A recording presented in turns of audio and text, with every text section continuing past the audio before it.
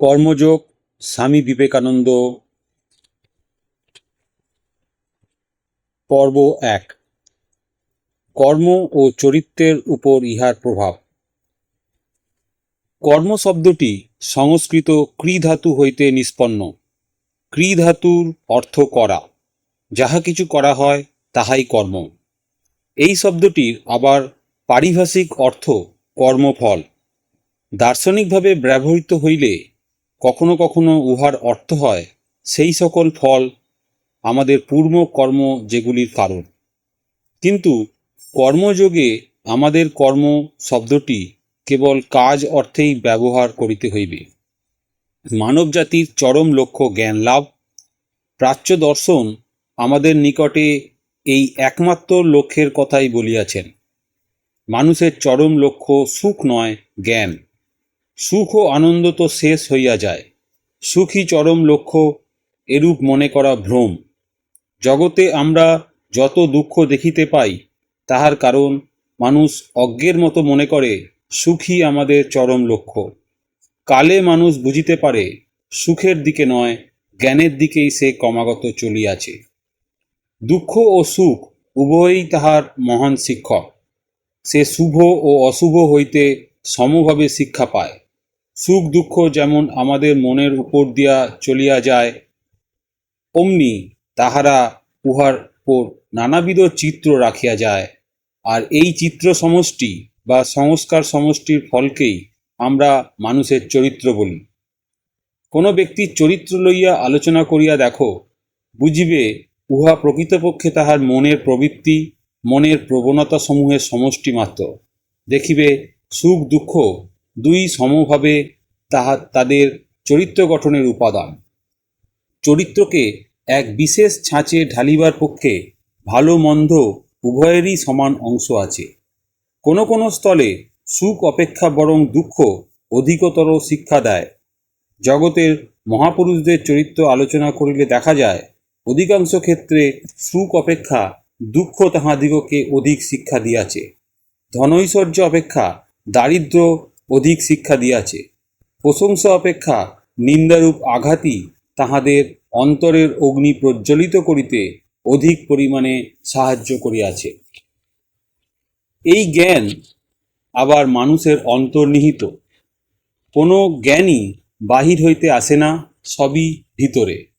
আমরা যে বলি মানুষ জানে, ঠিক মনোবিজ্ঞানের ভাষায় বলিতে গেলে বলিতে হইবে মানুষ আবিষ্কার করে বা আবরণ উন্মোচন করে। মানুষ যাহা শিক্ষা করে প্রকৃতপক্ষে সে উহা আবিষ্কার করে। ডিসকভার শব্দটির অর্থ অনন্ত জ্ঞানের খনিজস্বরূপ নিজ আত্মা হইতে আবরণ সরাইয়া লওয়া। আমরা বলি নিউটন মাধ্যাকর্ষণ আবিষ্কার করিয়াছেন। উহা কি এক কোণে বসিয়া তাহার জন্য অপেক্ষা করিতেছিল? না, উহা তাহার নিজ মনেই অবস্থিত ছিল। সময় আসিল, অমনি তিনি উহা দেখিতে পাইলেন। মানুষ যত প্রকার জ্ঞান লাভ করিয়াছে সবই মন হইতে। জগতের অনন্ত পুস্তকাগার তোমারই মনে। বহির্জগৎ কেবল তোমার নিজ মনকে অধ্যয়ন করিবার উত্তেজক কারণ, উপলক্ষ মাত্র। তোমার নিজ মনই সর্বদা তোমার অধ্যয়নের বিষয়। আপেলের পতন নিউটনের পক্ষে উদ্দীপক কারণস্বরূপ হইল। তখন তিনি নিজের মন অধ্যয়ন করিতে লাগিলেন। তিনি তাহার মনের ভিতর পূর্ব হইতে অবস্থিত ভাব পরম্পরা আর একভাবে সাজাইয়া উহাদের ভিতর একটি নতুন শৃঙ্খলা আবিষ্কার করিলেন। উহাকেই আমরা মাধ্যাকর্ষণের নিয়ম বলি। উহা আপেলে বা পৃথিবীর কেন্দ্রে অবস্থিত কোনো পদার্থে ছিল না। অতএব লৌকিক বা পারমার্থিক সমুদয় জ্ঞানই মানুষের মনে। অনেক স্থলেই উহারা আবিষ্কৃত বা অনাবৃত হয় না, বরং আবৃত থাকে। যখন এই আবরণ ধীরে ধীরে সরাইয়া লওয়া হয় তখন আমরা বলি আমরা শিক্ষা করিতেছি, এবং এই আবরণ অপসারণের কাজ যতই অগ্রসর হয় জ্ঞানও ততই অগ্রসর হইতে থাকে। এই আবরণ যাহার ক্রমশ উঠিয়া যাইতেছে তিনি অপেক্ষাকৃত জ্ঞানী। যাহার আবরণ খুব বেশি সে অজ্ঞান, আর যাহার ভিতর হইতে অজ্ঞান একেবারে চলিয়া গিয়াছে তিনি সর্বজ্ঞ। পূর্বে অনেক সর্বজ্ঞ পুরুষ ছিলেন, আমার বিশ্বাস একালেও অনেক হইবেন। আর আগামী কল্পসমূহে অসংখ্য সর্বজ্ঞ পুরুষ জন্মাইবেন। চকমকি পাথরে যেমন অগ্নি নিহিত থাকে, মনের মধ্যেই সেরূপ জ্ঞান রহিয়াছে। উদ্দীপক কারণটি যেন ঘর্ষণ, জ্ঞানাগ্নিকে প্রকাশ করিয়া দেয়। আমাদের সকল ভাব ও কার্য সম্বন্ধেও সেইরূপ। যদি আমরা ধীরভাবে নিজেদের অন্তঃকরণ অধ্যয়ন করি, তবে দেখিব আমাদের হাসি কান্না, সুখ দুঃখ, আশীর্বাদ অভিসম্পাত, নিন্দা সুখ্যাতি সবই আমাদের মনের উপর বহির্জগতের বিভিন্ন আঘাতের দ্বারা আমাদের ভিতর হইতেই উৎপন্ন। উহাদের ফলেই আমাদের বর্তমান চরিত্র গঠিত। এই আঘাত সমষ্টিকেই বলে কর্ম। আত্মার অভ্যন্তরস্থ অগ্নিকে বাহির করিবার জন্য, উহার নিজ শক্তি ও জ্ঞান প্রকাশের জন্য যে কোনো মানসিক বা দৈহিক আঘাত প্রদত্ত হয়, তখনই কর্ম। কর্ম অবশ্য এখানে উহার ব্যাপকতম অর্থে ব্যবহৃত। অতএব আমরা সর্বদাই কর্ম করিতেছি। আমি কথা বলিতেছি, ইহা কর্ম।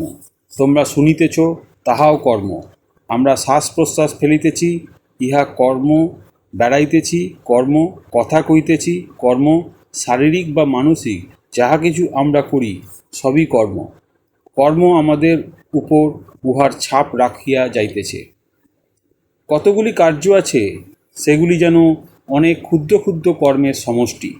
যদি আমরা সমুদ্র তটে দণ্ডায়মান হইয়া শৈলখণ্ডের উপর তরঙ্গ ভঙ্গের ধ্বনি শুনিতে থাকি, তখন উহাকে কি ভয়ানক শব্দ বলিয়া বোধ হয়। কিন্তু তবু আমরা জানি, একটি তরঙ্গ প্রকৃতপক্ষে লক্ষ লক্ষ অতি ক্ষুদ্র তরঙ্গের সমষ্টি। উহাদের প্রত্যেকটি হইতেই শব্দ হইতেছে, কিন্তু তাহা আমরা শুনিতে পাই না। যখন উহারা একত্র হইয়া প্রবল হয়, তখন আমরা শুনিতে পাই। এইরূপে হৃদয়ের প্রত্যেক কম্পনেই কার্য হইতেছে।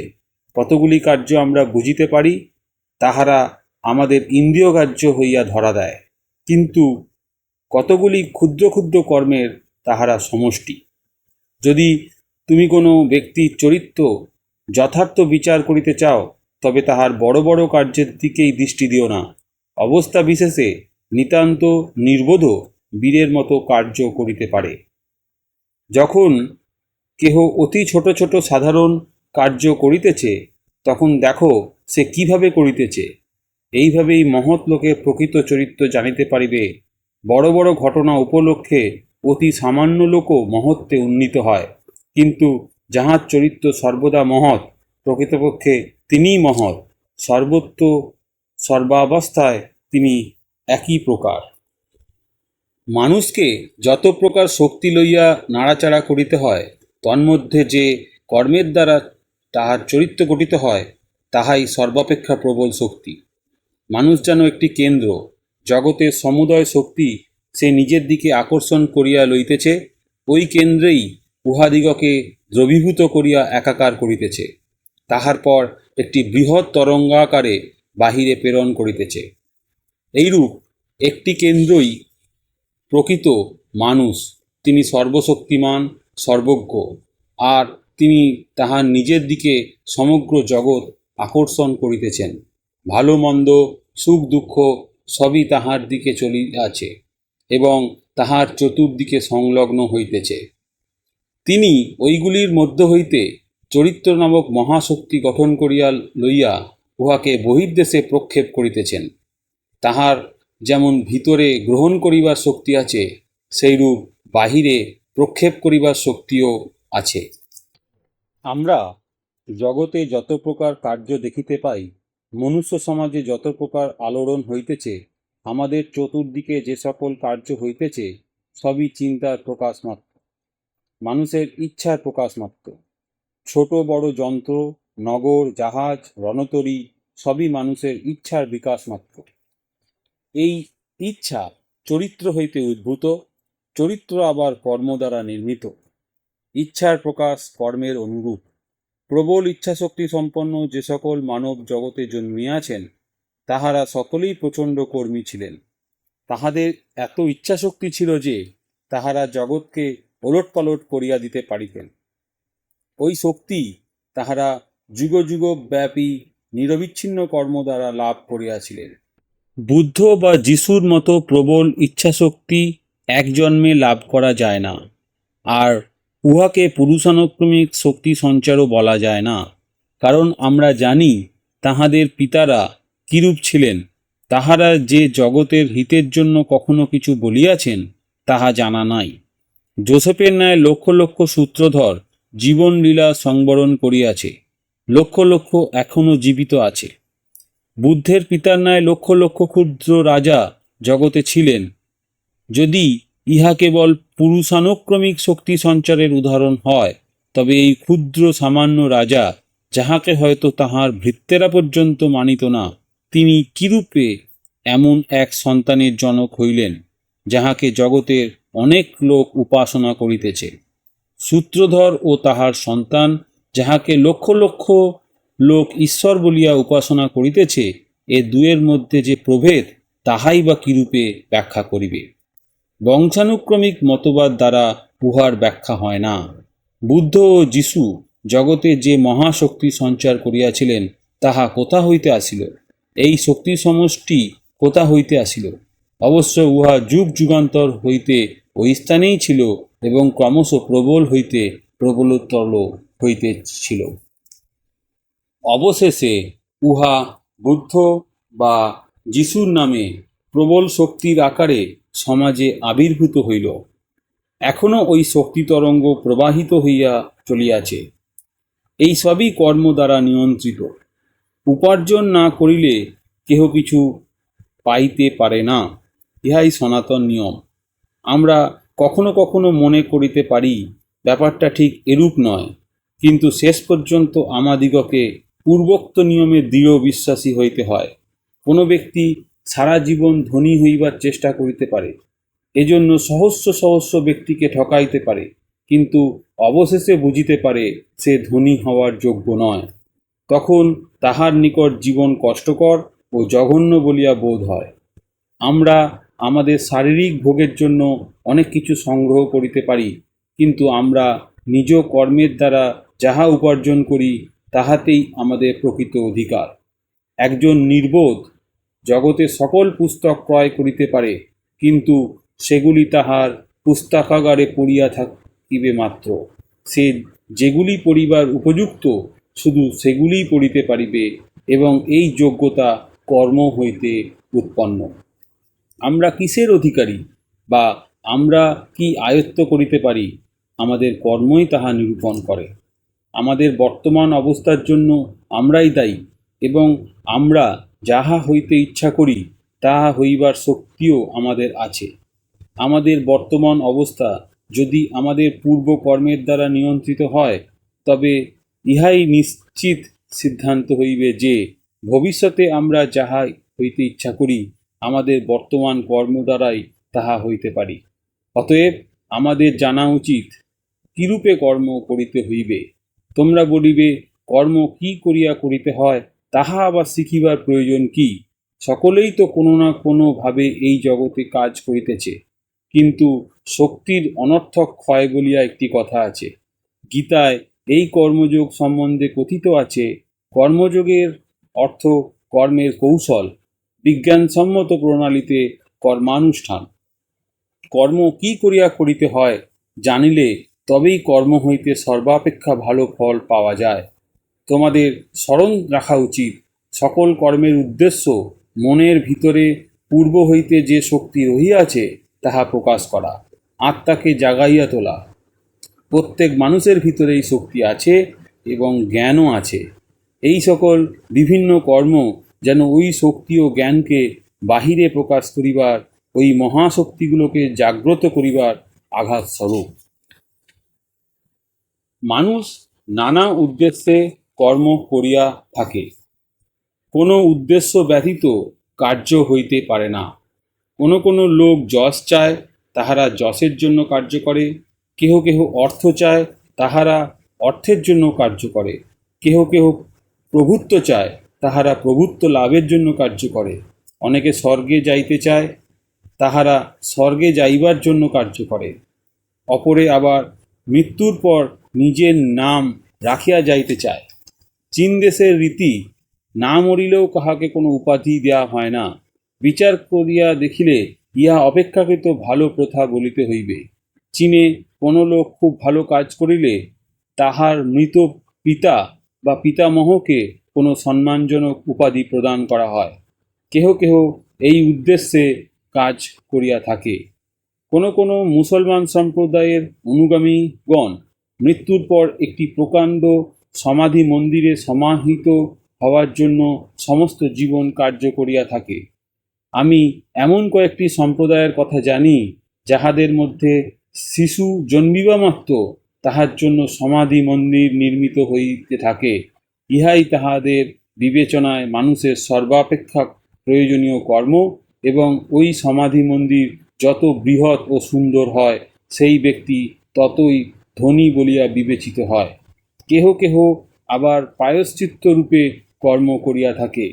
সর্ববিধ অসৎ কার্য করিয়া শেষে একটি মন্দির প্রতিষ্ঠা করিল, অথবা পুরোহিতগণকে কিনিয়া লইবার জন্য তাহাদের নিকট হইতে স্বর্গে যাইবার ছাড়পত্র পাইবার জন্য কিছু অর্থ তাহাদিগকে দিল।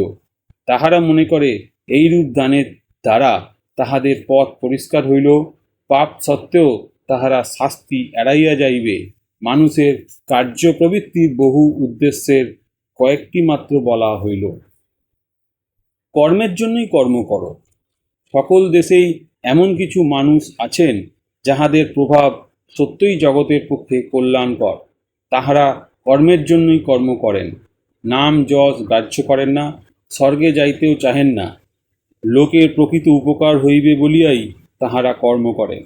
আবার অনেকে আছেন যাহারা আরও উচ্চতর উদ্দেশ্য লইয়া দরিদ্রের উপকার ও মনুষ্য জাতিকে সাহায্য করেন, কারণ তাহারা সৎ কার্যে বিশ্বাসী, তাহারা সৎ ভাব ভালোবাসেন।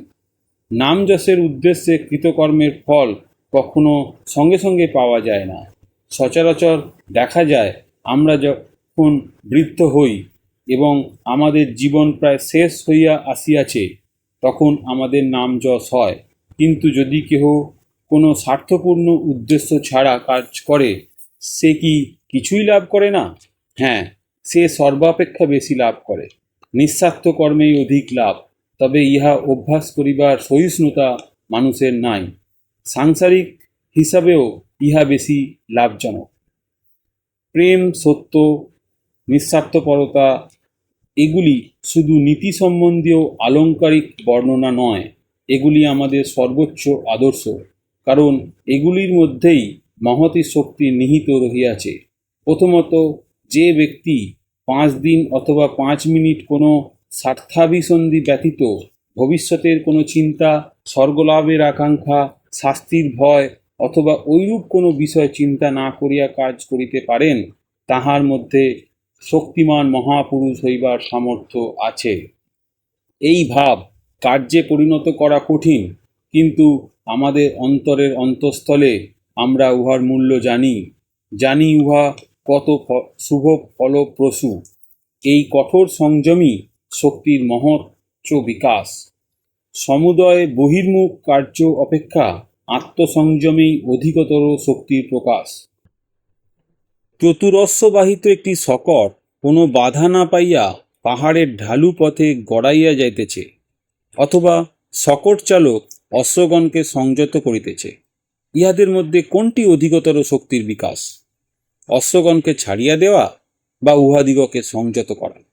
একটি কামানের গোলা বায়ুর মধ্যে দিয়া উড়িয়া অনেক দূরে গিয়া পড়ে, অন্য একটি গোলা দেওয়ালে লাগিয়া বেশি দূরে যাইতে পারে না, কিন্তু এই সংঘর্ষে প্রবল তাপ উৎপন্ন হয়।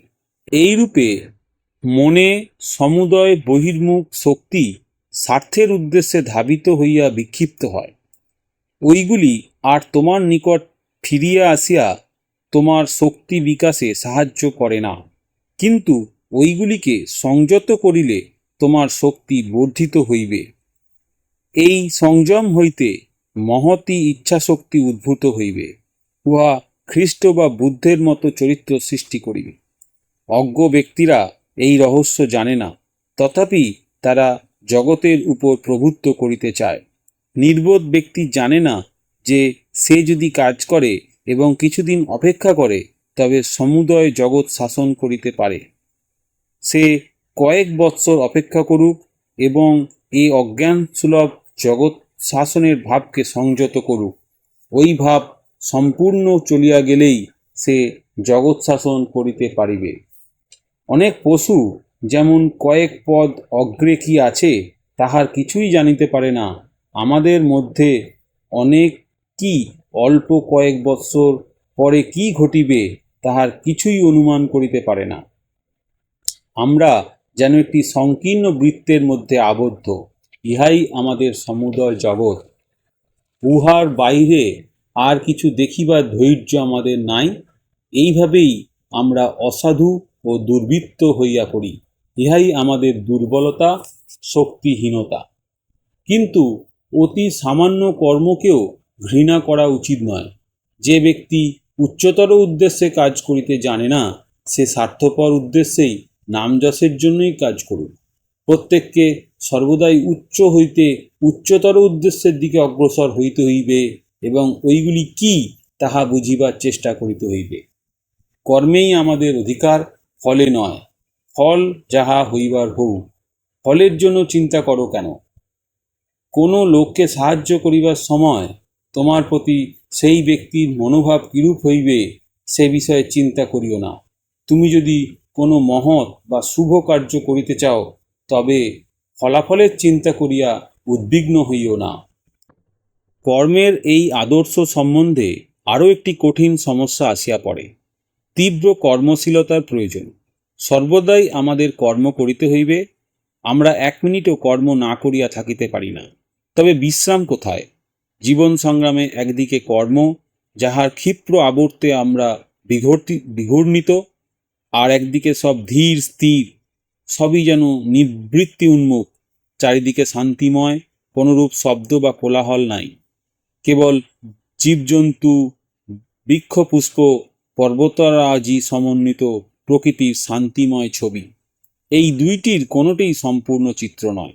যেমন গভীর সমুদ্রের মৎস্য উপরে আসিবা মাত্র খণ্ড বিখণ্ড হইয়া যায়, কারণ জলের প্রবল চাপেই উহা জীবিত অবস্থায় থাকিতে সমর্থ, তেমনি শান্তিপূর্ণ স্থানে বাস করিতে অভ্যস্ত কোনো ব্যক্তি সংসারের এই মহাবর্তের সংস্পর্শে আসিবা মাত্র ধ্বংস হইয়া যাইবে।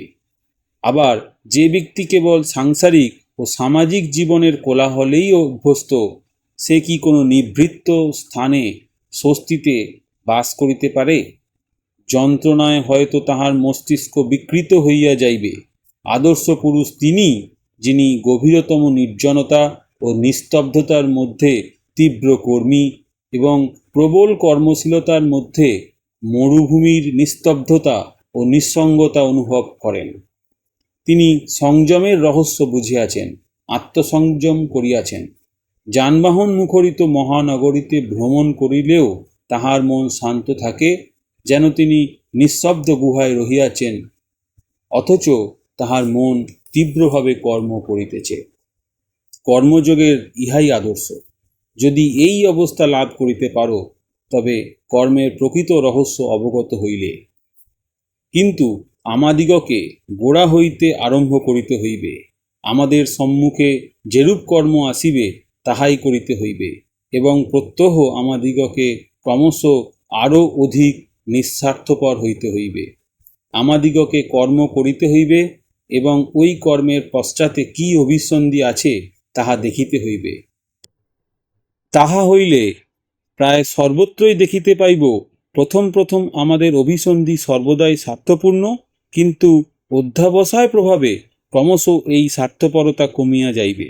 অবশেষে এমন সময় আসিবে যখন আমরা সত্যই নিঃস্বার্থ কর্ম করিতে সমর্থ হইব। তখন আমাদের আশা হইবে যে জীবনের পথে ক্রমশ অগ্রসর হইতে হইতে কোনো না কোনো সময়ে এমন একদিন আসবে যখন আমরা সম্পূর্ণ নিঃস্বার্থ হইতে পারিব। আর যে মুহূর্তে আমরা সেই অবস্থা লাভ করিব, সেই মুহূর্তে আমাদের সকল শক্তি কেন্দ্রীভূত হইবে এবং আমাদের অন্তর্নিহিত জ্ঞান প্রকাশিত হইবে।